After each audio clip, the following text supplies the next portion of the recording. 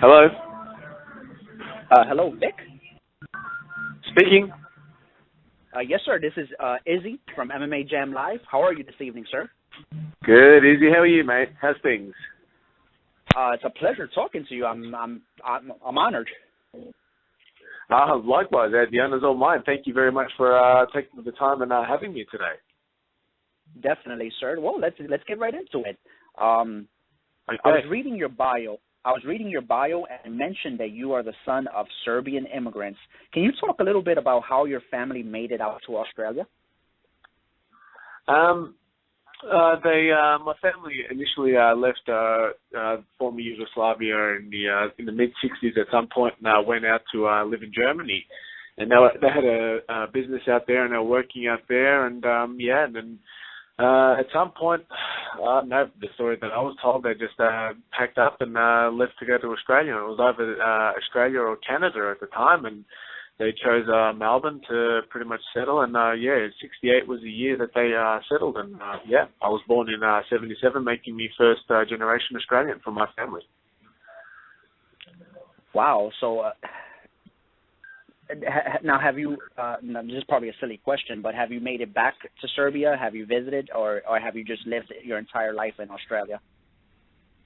I've lived my entire life in Australia. As a child, my mother and my father took me over there, but my memories are zilch when it comes to that trip. I don't remember a thing about it. So, look, I'd like to go. I have a lot of family, people that contact me, and that I've contacted them in return, and I have relationships with family over there, so I'd like to go over and visit them and see, the land of my ancestors, and I'd love to go see the place. It's apparently very beautiful. Oh yeah, and I'm sure it's definitely different scenario. I mean, Australia, at least what I envision Australia as being nice and stuff, and Serbia is beautiful as well. But I always envision it as being like cold. Is that correct, or is it like, does it get pretty warm over there as well? In Australia? In Serbia. I know it snows, but in terms of cold, look, I got my first real experience of cold when I went to Canada. So,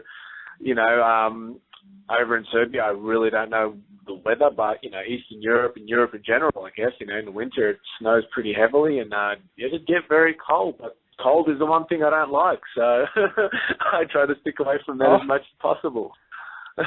Well, that's a good thing then. Now on a serious note, I understand that you're a thyroid cancer survivor. How has facing the worst adversity that life has to offer prepared you for everything else you'll face in life, particularly MMA? That was a pretty trialing time. If I didn't have my wife and my children, I'd probably, have thought about myself a lot more. But, the one thing that, my wife was next to me when I got the news that I got thyroid cancer. So my wife was sitting right next to me. She was 9 months pregnant with our third daughter. And the first thing that come to my mind, I looked over at her and I just seen the look in her eyes, and she was just like gutted and devastated. And for myself, that's all my thoughts were about, was just about them. Where would I be where would they be if I'd left them at an early point in my life? And so my stance and my stance and philosophy on life is to just fight with every breath that you got. You get up in the morning, you open your eyes, and it kind of sounds a bit cliche, but every day is a blessing, and especially for somebody like myself, I pretty much got away with things fairly lucky in terms of the cancer. A lot of people, not as lucky, unfortunately, in this world. So, I'm a fighter in life and a fighter in a cage, in a ring, and it shows with, every action in my life. And that's, how I live my life, I guess, yeah. Now, as a person, as an individual that lives his life in the spotlight, at least for the moment, what would you say to a person that is beginning his or her fight with cancer? What would you say to that person to lift their spirits? Look, the day before you find out you have cancer, you either, like, some people have it extremely bad, like, with all due respect, some people know that their body's not doing well, and for some of us, that myself, I wasn't really aware because we caught it at such an early age, such an early stage, luckily. So, for anybody that is, any adversary in life, and especially something like cancer, and there's so much other horrible diseases out there that try to strike us down, and that's with life, there are people out there that want to strike you down. There are people out there that try to take the rug out from underneath you, and that's, when it comes to health, that's all we've got in our life. So, that's the thing you fight for the most in your life, your health, number one, and it has to be number one, and if you're somebody out there and you're listening to me now and, just, you take it with everything you got, you stand up and you go through brick walls and you fight this thing with everything you got, and that's all there is to it. Well, I truly appreciate you talking about this subject, because I know it's definitely a tough thing to talk about. I appreciate it again. Yes, sir. Look, my pleasure. It's not an easy thing to think about, but or speak about. But the one thing that I pretty much try to express when it comes to dealing with that issue is exactly that. Like myself, I'm a fighter. I have concerns about my own welfare and my health, but for me, it's about my family and providing for them, and that's my purpose in life. In my eyes, and that's if I didn't have my health, I wouldn't be able to do that. My job would be wouldn't be able to do my job. Completely agree. Now, Vik, you're a lifelong martial artist now. However, you made your pro debut about 5 years ago, roughly at the age of 32. What attracted you to the sport of MMA, and what made you want to pursue a career in it? I've been doing martial arts since I was a baby. As most of us guys, when we first watch Bruce Lee or Hong Kong cinema, you're just drawn to it. It's like, this is the life for me. And that had been pretty much my life. And it was about 95, 96. Most UFC fighters will all say that, it's all thanks to Royce Gracie and UFC 1. And that's where it was for me. And I watched the first UFC, and I was just blown away, and I've got to try to find Brazilian Jiu-Jitsu. Jiu-Jitsu in general, I just had to find it.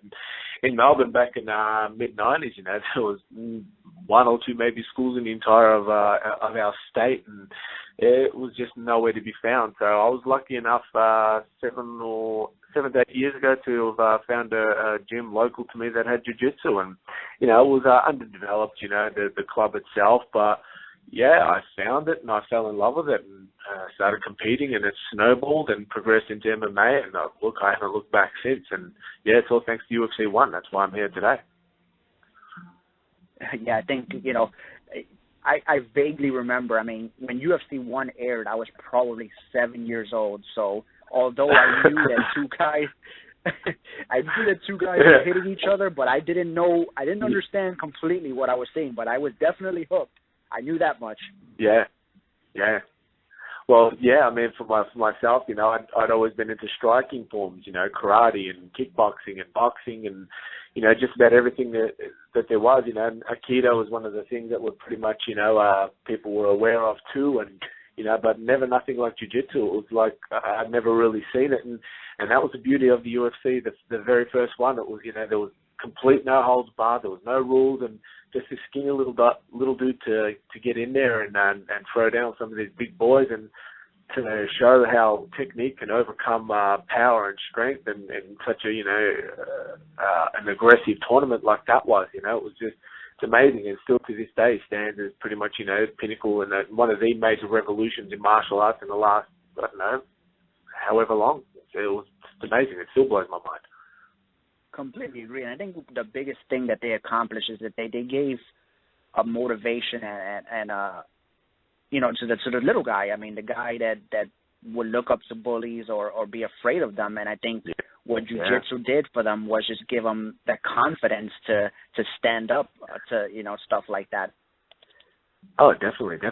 And also, too, with Jiu-Jitsu, that type of thing was never really seen. You probably see little bits and pieces of it here and there, but to actually see something like that be so effective in a tournament like that was, you had some mean dudes, and, and then obviously after that, everybody was we're going to do jiu-jitsu. That's the thing you have to do, and not just the thing that you had to do, because it was just, anybody that's done jiu-jitsu and has attempted it the first time will tell you that they haven't stopped since, because it is just a love of the art itself. And I've been so involved in martial arts my whole life, and that's exactly what jiu-jitsu is. It's an art form, and it's self-expression. And the one thing to do when you get on the mat is to have a whole lot of fun and just be yourself and creative. And and with jiu-jitsu, it's just, taking fighting to a whole new level.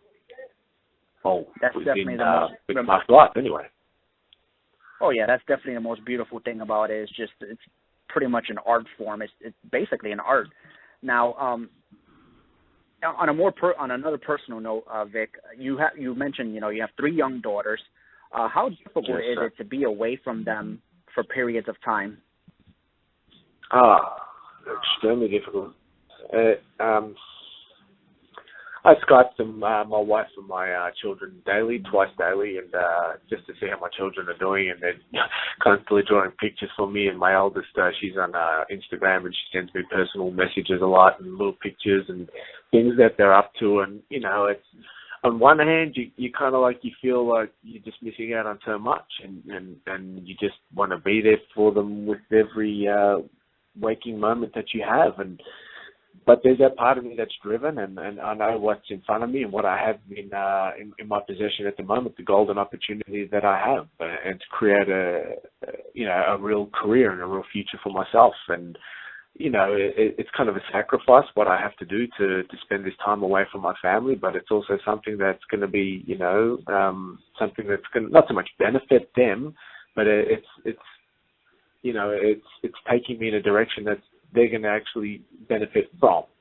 So, it's extremely tough. There's a lot of emotions when I speak about it, but no matter how I weigh it up, I'm away from my family, and in all honesty, it hurts. It does.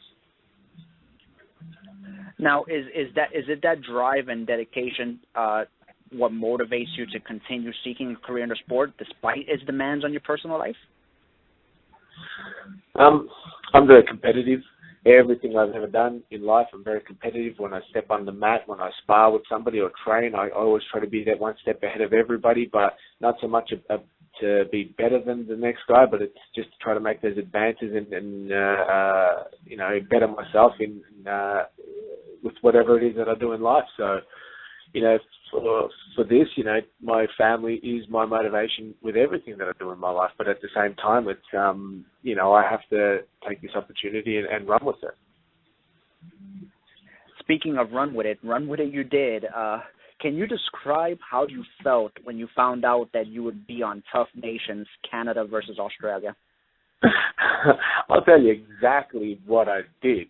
I was previously, for the last 10, 15 years, I've been painting in construction and, really doing it pretty tough, and I was at work at the time, working in a construction site, painting, and just, it's a horrible, horrible way to try to live as a fighter. So I was at work and, patiently waiting every day to hear some news, whether I'm on the Ultimate Fighter, and it's, oh my goodness, the wait was horrific. So, I finally got the phone call one day, and lovely lady, Shauna Kane from Australia, she was the one that gave me the call, and she was in China at the time, and she says, Vic, guess what? And my knees were already shaking. I was already had to look for anywhere close to sit down, and she told me I was on the show, and I was blown away, and I said to the boss that day, I'm leaving early, and I'll see you later. And I just hadn't looked back. So, quit that day. Oh, man, that must have been a great feeling given what was just about to happen. Yeah, definitely. It's to put up with the daily grind with being in construction and trying to put food on the table for my wife and kids, and and anybody that's been in that industry and in Melbourne, it's extremely tough. And then to try to go out and train at night and then fight, a few times a year, and then try to make a career of that. It was at a point where it was either one or the other for me, and I just kept pushing and hoping that my opportunity was going to come to crack the UFC. And with the Ultimate Fighter, that's that has provided me with just about every opportunity that I've ever wanted at the moment. So it's man, it was probably one of the best phone calls I've ever had. Oh yeah, and in episode 8 we saw that opportunity come to light, and in that episode you fought Canada's Luke Harris, defeating him via knockout due to some vicious elbows from half guard. What was going through that? Yeah, that was sick. What was going through your mind as? Yeah, congratulations on that win, by the way. That was very brutal. Thank you. Yes. What was going through my mind? Well, basically everything leading up to that fight. I'd had several injuries. Things were on my mind, with back home and not being able to contact family and this and that. And with the fight, the build-up, I started getting into this fairly aggressive state, and I found myself becoming extremely agitated. And the build-up to the fight, and coaches were telling me that the game plan for this fight was to just stick out in the outside and strike, and try not to let this guy close the distance, because Luke Harris is an extremely good grappler. He has fantastic judo and jiu-jitsu, and basically this guy, he's huge. Anybody that's stood next to Luke Harris will know that the guy is a very big guy. He's extremely intimidating too, and that was it. And then we pretty much stepped into the cage that day, and I was like seeing red at that point. My warm up, I was so like just driven, just aggressive. I was in beast mode, so to speak. So yeah, and that was pretty much it. And got the first couple of punches, and then anybody that's watched the fight would know that with that left hook, I'd rocked him. But when I'd slipped, I planted so hard that I was coming through with the right hand, and then that's how it slipped out. So when I pretty much regained my balance, I seen that Luke was wobbly and shaky, and then I tried to come through with another combination, but he pretty much just closed the gap in the distance. So at that point, natural instinct, I just clinched up. And then there was a moment, a brief pause where I kind of clinched up because, oh shit, what have I done? Judo guy, judo black belt, get out. But then it just took over, and I just stepped and picked him up and plopped him down and nice and firmly on his head, and come out in the half guard, and I just felt his head right underneath my elbow, and I just landed a couple, and then I just let loose and just kept going, and then I felt Eve Levine pull me off, and as I looked over, as I got off, I'd seen Luke Harris was pretty much out, and I just seen a big pool of blood everywhere, and I just kind of like, you don't really know what's happened. It all just happened so quick, and it was quite a memory. Well, the great thing is, and obviously we don't know, we definitely obviously can't talk about what's going to happen from here on out. But as of right now, as of the current episode, that is the only knockout that has gone down. So that puts you as a front runner as of right now. Obviously, that could change, but as of now, that is and realistically speaking, obviously you know this, but I don't. But if I had to guess, I'd say, hey, that's probably going to hold up as the knockout of the season.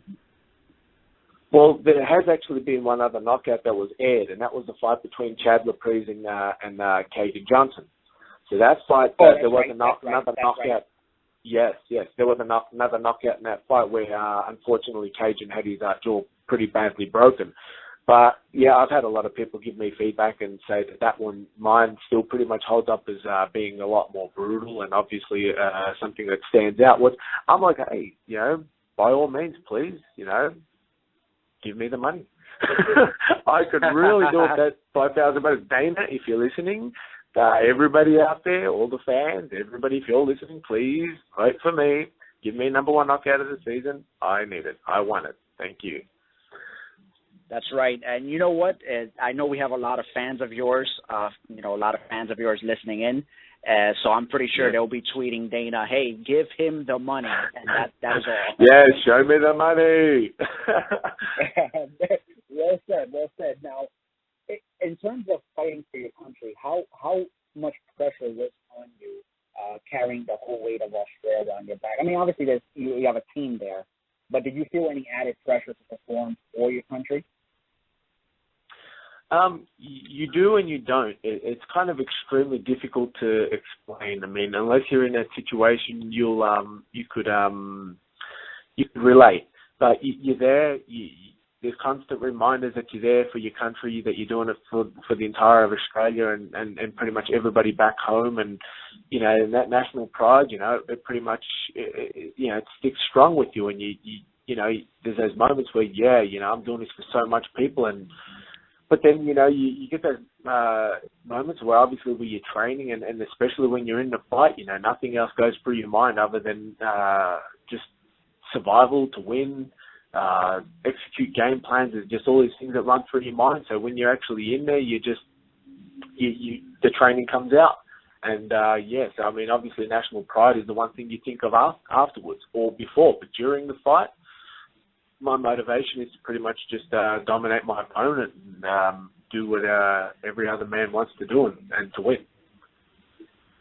That's definitely a good way to look at it, because I know there's plenty of people out there that, you know, they have that national pride. And, I mean, you saw it kind of when it was the U.S. against the U.K. I mean, that's a rivalry that goes back way beyond fighting. And, I mean, that goes back to the, you know, Revolutionary War and all that stuff. So there's a rivalry that will happen for the rest of time. But it's very interesting that you say that, you know, you push that to the side and you know that you have to take care of business. Yeah, well, that's exactly right. And the other thing, too, is that Canadians and Australians, you know, pretty much have a very similar, how can I put it, way of life. I don't know. I mean, Australians and Canadians are very similar in a lot of ways. And even Australians and Americans, you know, people think that, you know, that there's a lot of differences. And, I mean, other than the accent, you know, there's realistically not a great deal that separates, you know, one country to the next. But, you know, you take the national pride thing with you, but at the same time, it's, you know, if it was Australia versus the US, I'd come over and I'd be an ambassador for the sport, number one, and I'd try to, you know, just be friendly and hospitable to every man that I come across. So that's always my stance too, you know, one brotherhood, you know, and that's, you know, that's my way of thinking in life. Now, in terms of how would you describe your overall experience on TUF Nations? Mixed emotions. That's, sum it up in mixed emotions. Just the first few weeks you're in there and you know that you're finally under the watchful eye of the UFC and you're going to be on TV and then there's all these people that you're getting to meet and train with. And you know, with the training itself, I've never had the opportunity to train with those types of coaches and under those conditions and have so much catered to, you know, for yourself as a fighter. But being away from home and not even being able to call my wife and my children and daily, just it was on my mind. And so, you know, there was good and bad about it. But as a fighter, you know, and this person that's driven and competitive, it was the best thing that's ever happened to me in my life. So if I separate the two thought processes about my family, it was difficult. But then in terms of furthering my career and you know, getting to experience those types of training conditions, just the best thing that's ever happened to me. Now ask everybody that's ever been on TUF that I've interviewed this question. Would you do it again? Yep. And what do most people say? They actually say, you know, some people have had the same feeling as you, but it's a lot more difficult, in my opinion, when you're going. I mean, you're going from Australia, one end of the world, to Quebec City, as a whole other side of the world. So it's got to be definitely more difficult for you. Most people that I've talked to have stayed in the United States, obviously, have just gone to a different state in Las Vegas, and they usually say, it's tough, but you know what, at the end of the day, it was worth it, so I'll do it again. Yeah. Well, look, you know, coming from where I came from, you know, I'd do it 10 times over, I guess, and there'd be things that I'd do better.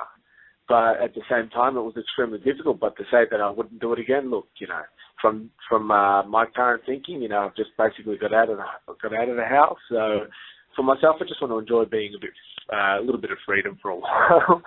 But yeah, look, it was probably the best thing that's ever happened to me in terms of being a fighter. So yeah, you know, you'd be crazy to say you wouldn't do it again, and look at it, you know, in a bit more of a positive light, not so much down, but because I couldn't contact my family. But just, do it again because, it's an opportunity of a lifetime. So anybody out there that wants to, experience it, man, as a fighter, you can't go wrong. It was amazing. Yeah. Definitely well said. Now, before I let you go, Vic, where can we find you on Facebook or Twitter and Twitter?